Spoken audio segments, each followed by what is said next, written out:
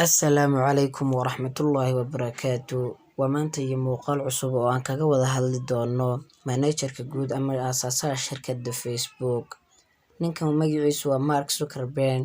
Mark Zuckerberg waxa uu dhashay 14 May sanadii 1984 waxa uuna aasaasay shirkad lagu magacaabo Facebook.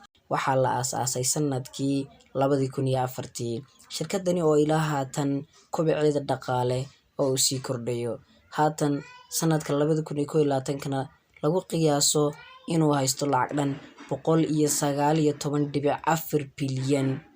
Ninkani waa nin ka duwan bilyaneerinta caalamka. Waxa uuna kaga duwan yahay inaanu iska bedelin ama aanu dabeecadu lahayn bedbedelnaanshaha dharka ama waqti ku luminta dharka iyo inuu xidho dhar noocyo kala duwan, taasi oo uu ka doorbiday inuu xidho dhar isku eg ama uu soo iibsado darsimaan dhar oo isku wada eg, taasi oo ka yaabisay dadka ku xidhan Facebooka.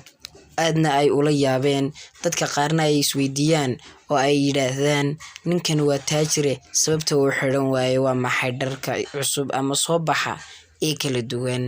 Ninkan muuqaalkan aan ka soo sameeyay sida aad ka wada arkaysaanba waxa uu xidhan yahay dhar isku wada eg ama waxa uu inta badan aad u xiiseeyaa dharka laylsiga ama garamaanta yaryar ee fudud ee suufka ah.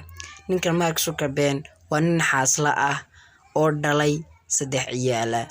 Ninkani waxa uu ku nool yahay waddanka Mareykanka, waxa uuna leeyahay dabeecado ka duwan dabeecadaha bilyaneerinta. Waxa uu yidhi Mark Zuckerberg, lagama yaabo inay istaagto, kumana fikirayo inaan maalin uun ka hadhi doono bilyaneerinta caalamka.